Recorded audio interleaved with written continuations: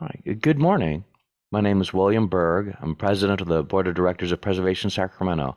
We are a citywide historic preservation nonprofit, 501c4, and our mission is advocating for protection, identification, rehabilitation, and reuse of historic places in the city of Sacramento.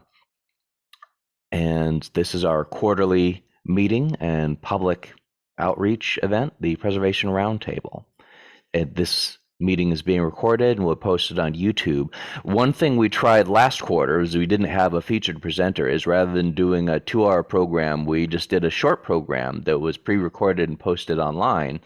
And it actually got more views on YouTube than any previous roundtable that we've uploaded. So we decided we would try again with a short program. This will be about a half-hour program, so it won't take too much of your time. And it will be online for people to view later. So I'll start out with the details of the tour that some of you may have gotten emails about. We're going to be holding a downtown mystery tour. It's called the Mystery Tour because hasn't been fully designed yet. It will start at the There and Back Cafe at the corner of 11th and K Street in downtown Sacramento, and will be about a 1-hour walking tour focusing on housing architecture and other early 20th century architecture and mid-century architecture in downtown Sacramento. And it will be a lead up to the City of Trees walking tour, which we'll talk about later on in the meeting. But principally, the focus of this meeting is what Preservation Sacramento has done during the course of the past year and what our plans are for this year. So we're going to start out with our annual report. During that, Karen Jock is going to talk about the latest details of the Capitol Annex.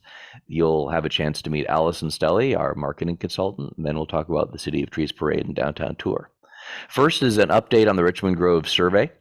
This was a survey completed last year of the neighborhood roughly between Southside Park and Poverty Ridge, which is being submitted this week to the City of Sacramento as a survey. And if the preservation director agrees to move forward with it, it will be listed in the City of Sacramento's historic and cultural register as a historic district. It'll take a while for staff to review. They're already pretty busy and it's a big survey, but we expect that to move forward in the coming year. And after that is one of the projects we're working on is with Sacramento's JACL, Japanese American Citizens League, to identify and nominate a California historical landmark. These are the bronze plaques that you see throughout California for recognizing Sacramento's Japantown, which there's very little physical remainder. One of the two buildings that remain from it, the Nisei VFW Hall, is a Sacramento Register and National Register historic place, but there's very little recognition and acknowledgement of the role of the neighborhood where Capitol Mall is now. And there's a lot of attention happening on Capitol Mall with the proposed adaptive reuse of several state buildings on Capitol Avenue. And so the JACL and Preservation Sacramento are working on this project, and hopefully we'll have a draft ready also by the end of this year. We've been working in conjunction with the City of Sacramento to create a citywide African American historic context statement, and we were awarded a grant. The City of Sacramento did the application. We were a partner in the process, and the grant funds that have been used so far were used to pay stipends to subject matter experts and interviewees who are providing information, interviews, contacts, and communication about the African American experience in Sacramento, identifying not only the background contexts, the people, significant organizations and individuals, but where the places are. And the idea is not only to more fully document the African American experience in this city, dating back to its earliest days, but also to identify physically existing places where African American history happened. And several of those places are actually in the Richmond Grove survey. In addition to at a meeting this summer, talked about African American musician whose home was in Richmond Grove, but also the first clubhouse and boarding house of the Women's Civic Improvement Club, which is still an active organization in Oak Park, at the corner of 19th and T, both nominated as a contributor to the historic district, but also eligible for the National Register of Historic Places. We will be holding our historic home tour this year. Again, of course, last year we held our first hybrid tour, whereas 2019 was our last fully in-person tour. 2020 we didn't hold a tour. 2021 we did an all-virtual tour. Last year we tried a hybrid where we had in-person tours of 3 houses and 3 online tours. It worked pretty well, and we're just starting our discussions for the 2023 tour to say, well, what do we do this year? And we're still working out the details, but the return to in-person tours was pretty successful. So at this point, I'd like to ask Karen Jacques to turn on her camera, and hi, Karen, and I'll have you to talk about the latest updates with the Capitol Annex project. I'm sorry, you're muted, so you'll need to turn your mic on. Okay. Now, good morning. I'm Karen Jacques. I'm both a member of Preservation Sacramento's board and a member of PAC, Public Accountability for Our Capital. And I want to just give you a brief update today on where things stand. As I think all of you know by now, there were 2 environmental EIR lawsuits. They got combined. We lost at the Superior Court level, but won at the state appellate court level. And that court case didn't save the physical annex building itself, but it said the way that the design process was handled to replace it was unacceptable. And also the way that the plans for the visitor center were handled were unacceptable, and that there had to be another EIR circulated, and they remanded it back to the Superior Court. We don't know yet what judge will be hearing it, to say that you have to reverse your decision. Your decision to say that the EIR was fine is not okay. You have to reverse your decision and order General Services to do a new EIR. So with that in mind, PAC and Save Our Capital, the other group that we've worked with closely, that was brought one of the 2 EIR lawsuits, are very actively lobbying at the Capitol, and all of you got the email that Bill sent out, I hope, that asked you to contact Senator Ashby. And a lot of you have done that. Thank you. And if you haven't, please do that.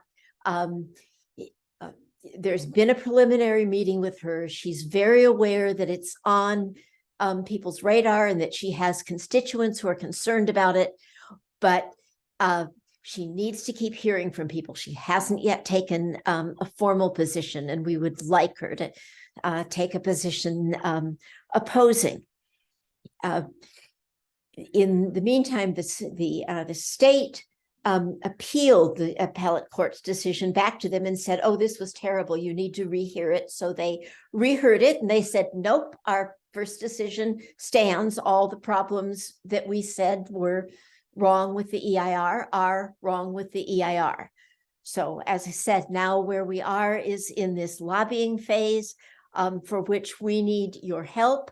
The other thing that I'd just like to let you know very quickly is that Assemblymember Cooley, who led the charge for this project, lost in the recent election. He was replaced by Josh Hoover. Josh used the annex.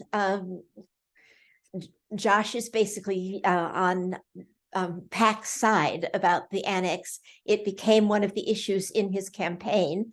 And he is still working to save the annex. And I will just close with reading the statement. There was a press conference to which legislators were invited this past Wednesday. And the statement that he made at that very briefly said,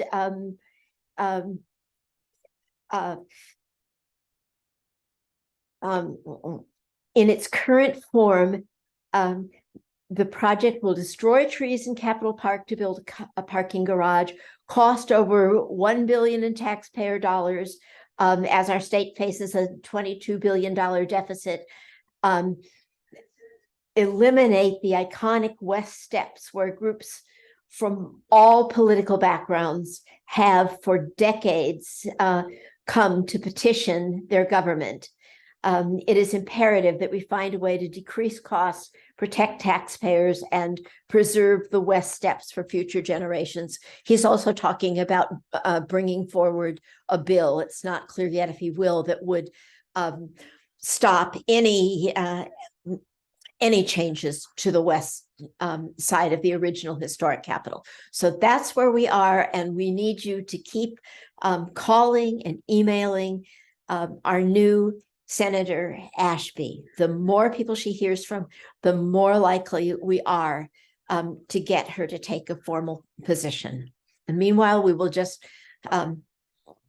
pack and save our Capitol. We'll just keep lobbying whoever we can. And we've met with a number of senators and assembly members. So thank you very much for your time, and thank you for all the support that so many of you have given. Without your financial support, those lawsuits couldn't have come forward, and we wouldn't be where we are now.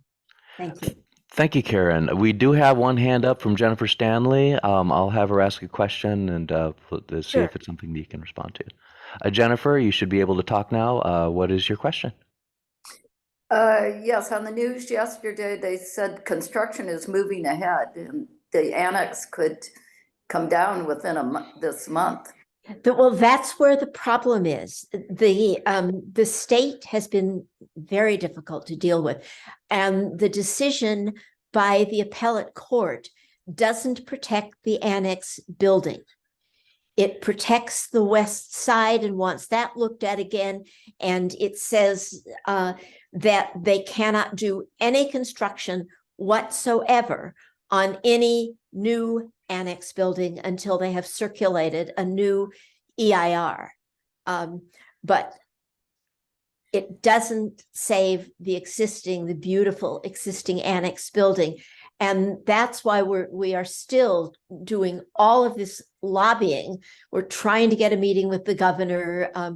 We've got a meeting set up with Rendon, the current speaker, and Atkins, the leader of the Senate. But unfortunately, when we had that other court case that called out the fact that the annex was an historic building and should have been reviewed and didn't go through proper channels and didn't go through SHPO, we originally won that case. Cooley brought legislation the next day that was that got a favorable vote and that the governor signed, that banned consideration of said that it didn't need to go to the SHPO, that historic provisions didn't apply. So that's why the state can say that they're going ahead. They've told us that they plan to start demolition in March. They've done soft demolition inside. We don't know what they've done because they won't let anybody in. Even with hazmat training, even with a hazmat suit, which Wayne Donaldson, the former SHPO, has that training and has asked to go in and has been denied. So that's where we stand. So it looks like we will likely lose the annex building. We're still fighting not to, but if we can save the integrity of the west steps and perhaps also stop the garage, which would take out more trees. Josh has been lobbying on both of those things. Yeah. But that's the sad place where we are. And that's the kind of the irony is that the main impact of a new annex would be the loss of the historic resource of the old annex. But if the old annex is demolition, then there's no impact if for a historic building that's already been demolished. Well, thank you, Karen. And And thank you, Jennifer, for that yeah, question. It's a very sad situation, but if we can save the west facade and the west steps and possibly more of the park, it would still be worth Mhm. done the lawsuit, I think. yes, thank you. One other thing that we've done over the course of the past year is try to rebuilding some of our relationships with neighborhoods outside of the central city. With North Sacramento, we're talking with folks in East Sacramento, in Curtis Park, in Oak Park, and Colonial Heights, throughout the city, because this is a city where the historic districts currently are almost all in the central city, except for a couple, like in Oak Park and the Historic City Cemetery. But of course, there are neighborhoods now that are well over a century old and that have never been surveyed. And so a lot of effort is going into outreach and education and responding to community concerns about historic places outside the central city and on our historic boulevards like Stockton Boulevard and Del Paso that have historic places that people care about, that what people want to see revitalized, and what are the tools available, helping dispel some of the myths about historic preservation, and generally expanding preservation constituencies, especially for some of the advocacy things that we hope to accomplish. This isn't just a central city issue and hasn't been for a long time. They're citywide issues. But focusing back on a central city issue, one thing that I looked at, we did a survey of Sacramento's most endangered places about a year and a half ago. And in the time since that survey, a lot of those endangered places are seeing new revitalization. One of them that's a lot of people are familiar with, if you ever go down 21st Street, are the three houses right between P and Q Street, sort of at the top of the hill, that some have called Sacramento's Fainted Ladies of 21st Street. It's a trio of buildings right at the peak with you can see from an elevated view, like from the B building or from a drone shot, as we did back in 2017, that this is the Sacramento skyline is viewable right behind it. If you see the Preservation Sacramento logo of a historic building with Sacramento with a skyline behind it, it's almost right reminiscent of it.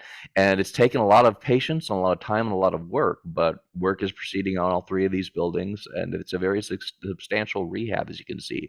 There was a lot of damage to the buildings, but they are undergoing rehabilitation. They're all being converted to fourplexes.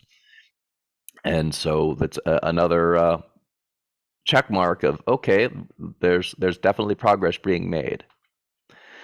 Another positive sign is the Marshall School was transferred from the Sacramento City School District to Bardis and Mogavero, team of developers and architects who are currently working on exploring what it is exactly they're going to do. There was a discussion of essentially adding two new buildings to the school, one on either side, demolishing the annex on the corner and flanking it with two new apartment buildings that would have elevators that would allow full accessible access to all the levels of the Marshall School building, and then rehabilitate the historic building. And we are really hoping to hear more. The main concern now is ensuring that the building is protected and safe in the interim between its transfer from the school district to Bardis Mogavero until they can actually start work on the project.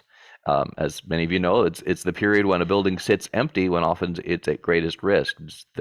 Whether natural disaster or other malfeasance, we're going to be keeping a very close eye on the Marshall School and working in conjunction with neighborhood advocates who have been working on this issue for more than a decade now. The Southland Park Terrace neighborhood of the Eichler Historic District, which is another one of those issues we talked about, is moving through the city's process to become Sacramento's first mid-century modern historic district, and we hope this will be the first of several or many the evaluation of mid-century and early 20th century historic districts in our both our streetcar suburbs of the early 20th century and then some of the mid-century buildings in these parts of the city. another major mid-century resource that was first identified in a evaluation of William Land Park by Mead and Hunt, and then subsequently advocated for by Sacramento Modern and Preservation Sacramento more recently, is the entrance to the Sacramento Zoo, the hyperbolic paraboloids. And these were submitted to the city for consideration as an individual landmark, were approved by the Preservation Commission, the Preservation Director, the zoo, the Parks Department supports listing, and then neighborhoods around the zoo are absolutely enthusiastic about landmarking the hyperbolic paraboloids. It got stalled recently over concerns that perhaps listing these in the Sacramento Register might inhibit future plans to redevelop the site. As we know, there's a lot of discussion about the zoo moving to Elk Grove and potentially something else happening at the zoo site. But of course, as we know from the evidence in our existing historic district, is that when you establish a historic district, when you identify historic places, it draws attention, it draws investment, it draws interest, because there's a connection to the past in addition to an opportunity for the future. And so we're submitting a letter to the council member, to the city, to call for moving this nomination forward. The only thing that is awaiting is a city council vote, and we will be very much advocating for it. And one big piece of news this year is that for the first time we have hired a consultant, Allison Stelly, and to help Preservation Sacramento with marketing and outreach. It's something that it's kind of been a blind spot for this organization. We've been around for a long time, 50 years, but outreach and letting people know of our existence, especially using contemporary 21st century media, has been kind of missing. Allison was initially hired to assist with marketing last year's home tour, and this year the board made the decision to not only have her manage marketing for the home tour, but also for the organization as a whole. But I'll let her introduce herself, and let me know if you can't hear her. Hello, Preservation Sacramento Roundtable attendees.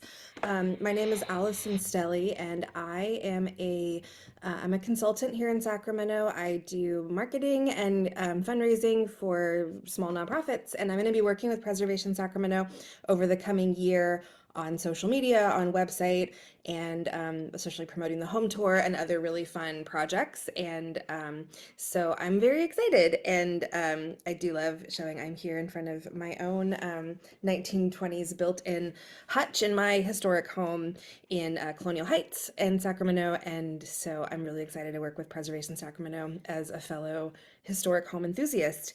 So if you have any questions for me, feel free to reach out to me, Allison at stellyconsulting.com. And that's it. Have a great day and enjoy the roundtable. All right.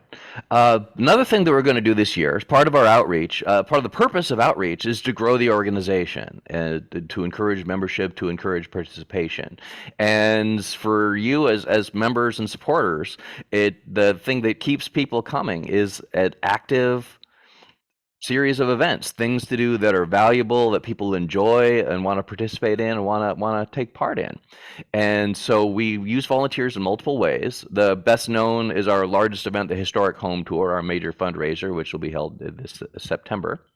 But also there's been a rising demand. We actually have been repeatedly contacted to give walking tours. And so I think the walking tour program is going to be really important, not only as outreach in conjunction with other organizations, but for our own organization. And so we definitely are looking for help with walking tours, which could start out with just being a shepherd, being the person in back of the walking tour who makes sure that everybody's staying together, nobody's dawdling in the middle of the street.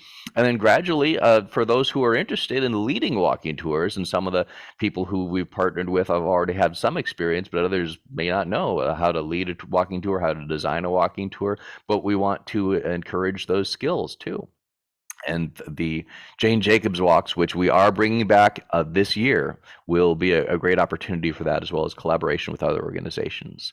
For those of you who have skills in evaluating projects, in looking at historic properties, we have a project review subcommittee that reviews both new projects that are being proposed in historic district or and also evaluation and nomination of properties, both by us or by other parties, and it's deciding what position we're going to take, where we can do advocacy to support adaptive reuse and listing of resources. And having, you don't necessarily need to have a master's degree in history to do this, but it helps. But experience with historic buildings or just liking them is a good way to get started with the project review subcommittee. And it's mostly remote. The meetings are via Zoom about 6 times a year.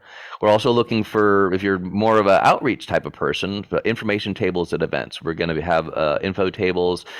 We did Chalk It Up last year, which is a great success, and often we've had information tables at other events and gatherings and community functions, and just having someone spreading the word about who we are and what we do, promoting our events. That's an important volunteer role. And then finally, board members. Our members of the board come from our membership. You have to be a member for at least 1 year to qualify as a board member. But at the end of this year, we're going to have our next set of board elections. And we're always looking for new board members, people who want to join and participate in the direction of the organization. So we'll talk more about that later on in the year.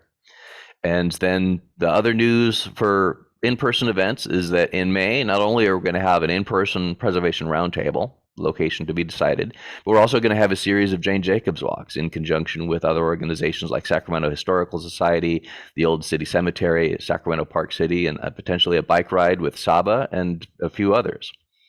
We're also going to bring back the happy hour events that we did a few years ago that were really successful. And the focus there is very much going to be on outreach to preservation professionals, people who work for cultural resources management firms or the public history program at Sacramento State, both faculty and students, and just also to meet with history enthusiasts, with preservation advocates, and people in the neighborhood who are concerned about protecting historic resources. And quite frankly, it's always nice to get together over drinks or coffee and talk about what's going on.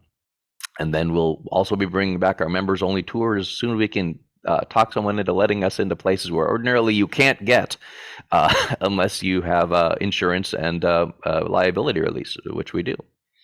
And then we're starting planning for doing some kind of holiday event in December. As far as our advocacy calendar, we're looking at ways to bring back funding for the Historic Places Grant Program. This was originally granted some funds really about 20 years ago, much of which were used to repair the train station, but a lot of which were granted by Sacramento Heritage Inc., which is now defunct.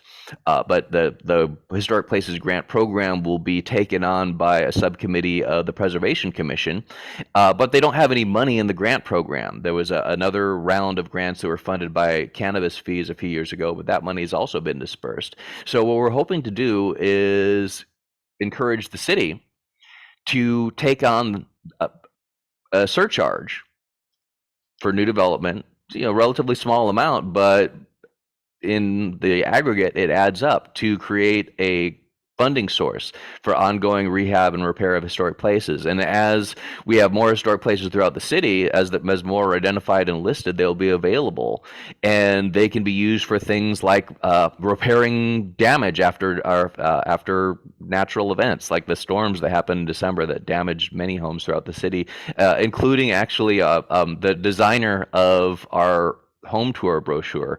Her home got damaged by a tree, and so the idea is that for people who have sudden expenses on a historic home, having a grant program can help pay those expenses. A matching program for those with funds, and for those with limited incomes, there's actually no match required, but you can't do much grant provision if you don't have funding for it.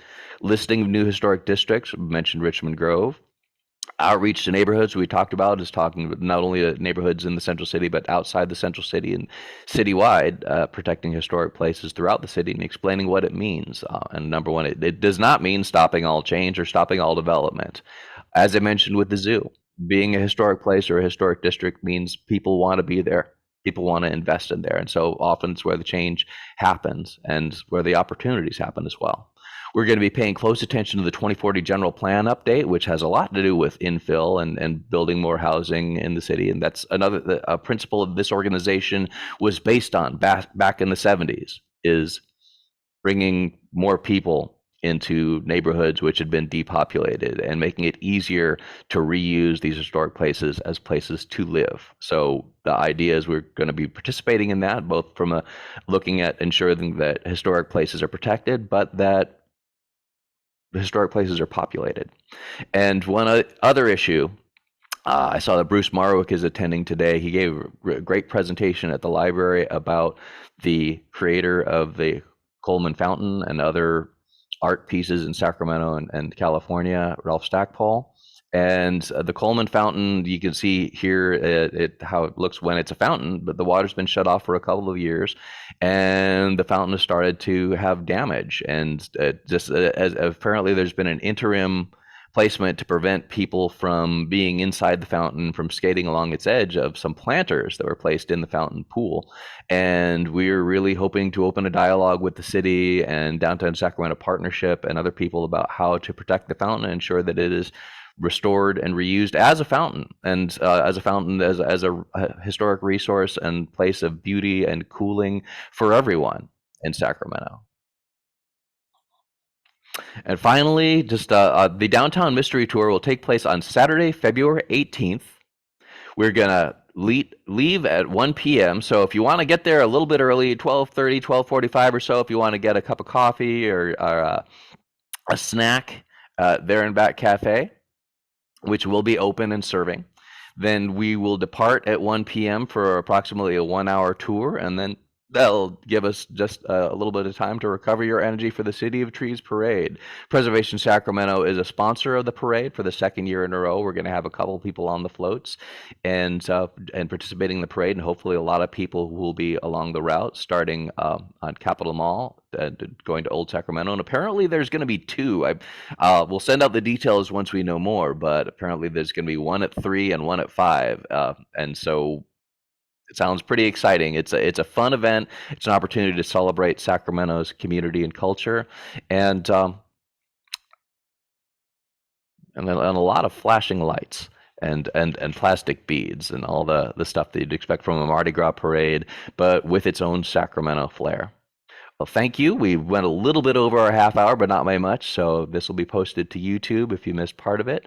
And thanks everyone for attending the Preservation Sacramento February 2023 Preservation Roundtable. You can always find more at preservationsacramento.org. And as a final note, we're going to be making a lot of changes to our website. That's one of the things Allison is doing, is helping with social media and website updating, including a return to our rehab resources list. And thanks everyone, and have a great day.